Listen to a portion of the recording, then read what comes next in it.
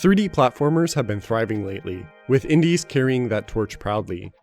As each releases, they still find unique ways to stand out. Pseudoregalia by Rittzler is just one of those unique titles. Just one look at Castle Sansa. The sights, sounds, and colors bring you into this breathtaking, dreamlike world. The player controls Sybil, a goat, bunny, cat lady. I like her design a lot. Everything about her is elegant, from the colors, the way she stands and holds her weapon, to seeing her move with after-image effects trailing behind during important actions. Pseudoregalia is not only a 3D platformer, but also a Metroidvania. There are definitely other platformers that have similar qualities to a Metroidvania, but Pseudoregalia focuses on their core traits of open-ended exploration, collecting new abilities to gain access to new areas, and searching for key items and upgrades that blend really well with the platforming challenges. Development started as a project made in about 3 weeks for the Metroidvania Month 19 Game Jam. It went on to win first place, and has since been added to and updated into the full game you can play right now. Sybil enters an ominous castle dungeon through a golden mirror. This first area very neatly shows you what to expect without a single tutorial. You won't be able to leave the first room without first jumping up onto a higher ledge. Immediately you see something high up in the corner of the next room. Unable to actually reach it, you keep it in your memory as something to come back to.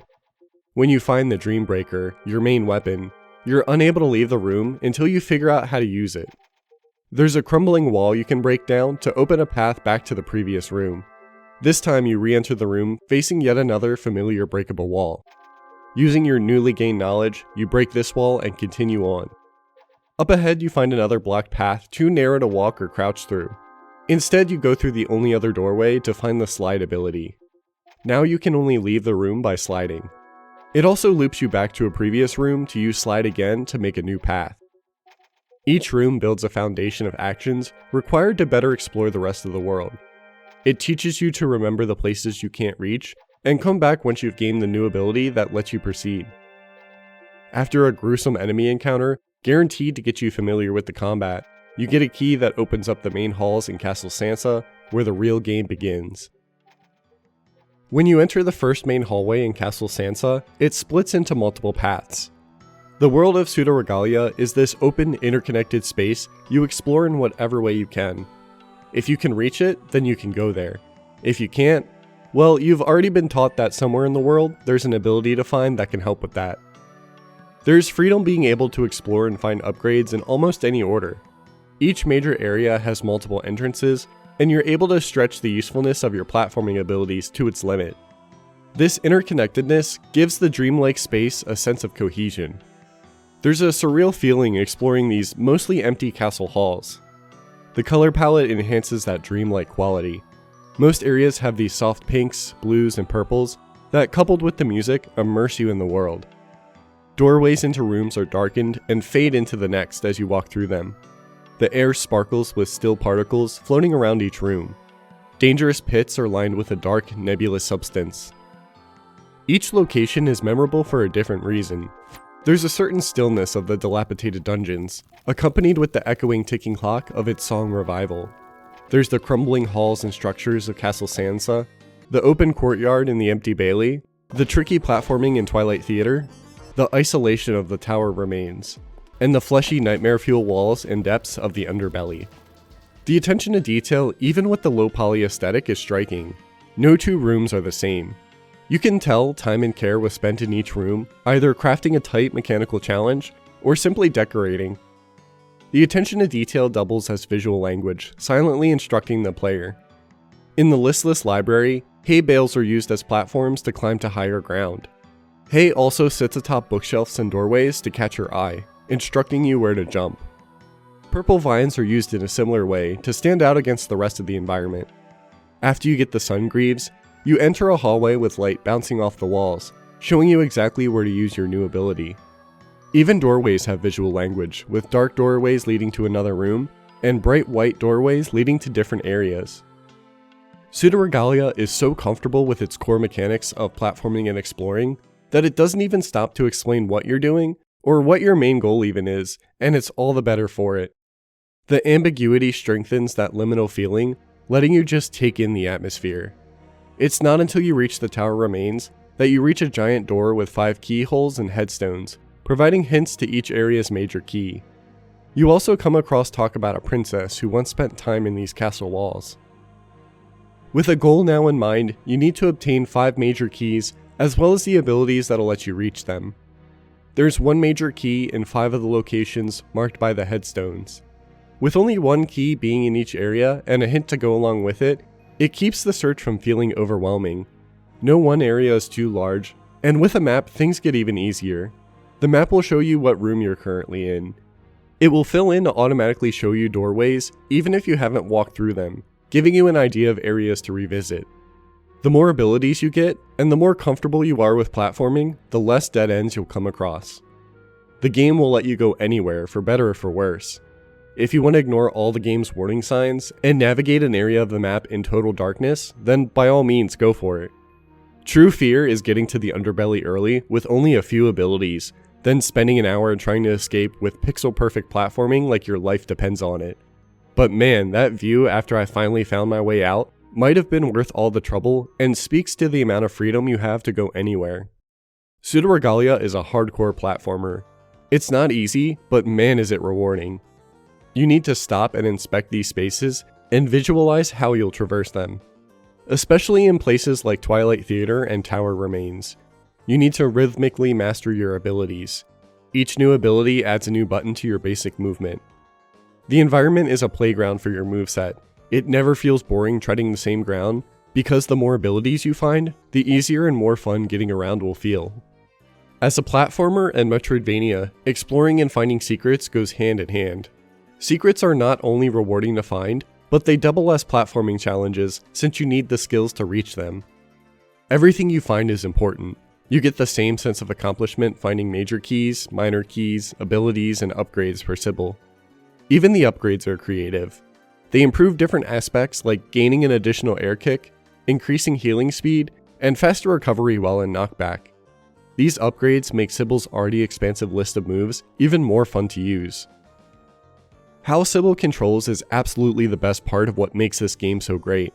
Her movement is solid, her jump feels weighty, she grabs on the ledges, ledge grabs feel snappy and remove the frustration of barely missing a jump. Every ability changes how you interact with the environment. Slide is quick, and even helps avoid enemy attacks in combat. Slide pairs with Solar Wind for a long jump, letting you cover a wider distance while adding to your forward momentum. You can even jump again right as you touch the ground to perform a bunny hop. With the right timing, you can maintain your speed, giving a simple action to what would normally be a more advanced technique when compared to something like chaining long jumps in Super Mario 64. The Sun Greaves are the highlight of Sybil's moves. With it, you get 3 wall kicks you can use to gain extra height.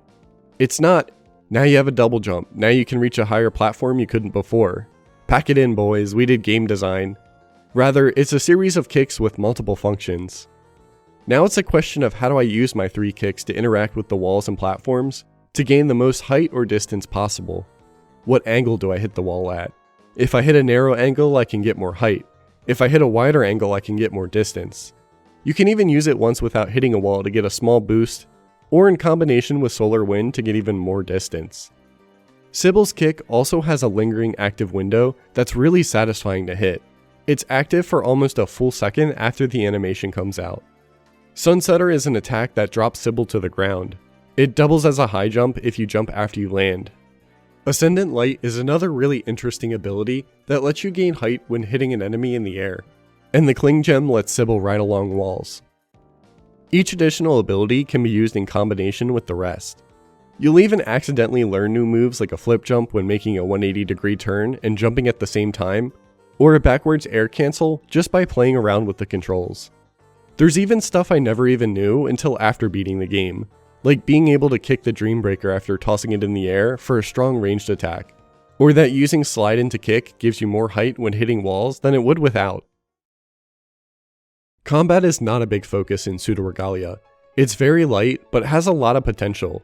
You get your weapon, the Dreambreaker, early in the opening, followed by a challenging boss fight. It's a tease considering how tough this fight is relative to the rest of the game and how early it appears. There's some really cool mechanics like a combo system that builds with the more damage you do. Each combo level increases your damage or range. The meter doesn't decrease over time, rather it decreases when you choose to heal. Pseudoregalia uses the proven method of having a small pool of health alongside a meter you can regenerate health with. This makes every hit taken matter and gives you limited time in combat to heal, with the added risk of losing your combo buffs. Sybil drops her Dreambreaker when taking a big hit, preventing you from healing or attacking until you pick it back up, which is really cool. These are really interesting mechanics. The problem is, most enemies were too simple to engage with them. There's a good variety of enemies. Some just sit there and mind their own business, making you feel like the bigger bad guy. Others become obstacles running alongside walls and platforms. Thunderhands are usually placed in hard to reach spots, making you think about the time between their attacks to platform or approach them. The handmaids in living armor have more health and bigger attacks. There are the few enemies that require you to pay attention to them. With all that said, the combat's missed potential really shows at the end of the game. The only other boss in the game is the final boss, and it's stellar. I would have loved to have seen more difficult boss fights that make use of all the interesting combat mechanics. But when you have limited time and resources, sometimes as a developer, you need to make tough decisions. Where do you focus your efforts, and what is the main focus of the game going to be? I have to imagine programming bosses take a lot of development time for a relatively small portion of the game, so I'm glad they're here at all, especially considering there were no bosses at all in the original Game Jam release. Game Jam asked participants to create a game within a limited time frame, with some sort of theme or restriction. Those games then go on to be played and ranked in search for the ones that stand out among the rest. With a short time frame to create a game, you need to make a minimum viable product, essentially deciding and solidifying the framework for your game. What core concepts are needed in order to test the viability of its mechanics, to see if the game is headed in the right direction, and what you can show off to playtesters in order to receive constructive feedback. Thanks to the Game Jam, an earlier version of Pseudoregalia is still playable. It's insane how much was here from the first 3 weeks of development, and just how much visual polish went into the 3 remaining months. Sybil feels similar to Control, minus some movement options feeling much more restrictive. Areas have much simpler geometry, and almost every area is present in some way, with only 4 keys required to finish the game in this build. Game jams are great for developers and players alike. It provides a window into game design. It gets a community of people together to collaborate and stretch their creative muscles. These games become proof of concepts that lead to more diverse and fun games in the future. As tech becomes more accessible, the barrier for entry for making art gets easier. The Game Jam is a great tool to motivate people to go make games that might not otherwise have the motivation or reason to otherwise. Any game made becomes a valuable experience, something you can use to make even better games in the future. From Hades creative director Greg Kasavin, stating that Hades would not be possible without the games that came before it and the specific people who made them. To reusing, improving, and adding upon Breath of the Wild systems when developing Tears of the Kingdom. In Ritzler's case, Pseudoregalia was not their first game. They've been making short indie games for years. All of their previous experience gained making these titles translated directly into the positive reception Pseudoregalia gained. By joining the Game Jam, Ritzler got easy access to player feedback, learning what kind of additions and changes needed to be made. It also became a clear way to gauge interest. Seeing Pseudoregalia placed first in the Game Jam was a clear sign to work Pseudoregalia into the full game we see today. This story shows more than anything the authenticity and importance of independent game developers. We're all in this together. When there's a drought of a certain genre of games, indie developers are there to make them. I believe we share some responsibility to talk about and share them with others. Because there are great games out there for everybody, the hard part is finding them. Part of why I started this YouTube channel was to help put a spotlight on games I love, because they just need to find their audience. I'm happy to see this success story for Game Jam, Ritzler, and for the fans supporting the project at every step of the way. Pseudoregalia should not be missed, and I'm excited to see what Ritzler will work on next. Thanks for watching the full video. If you want to support the channel, consider liking, commenting, subscribing, and sharing the video with others. You can find me at Ryan Beardy on social media, as well as Discord with links in the description below.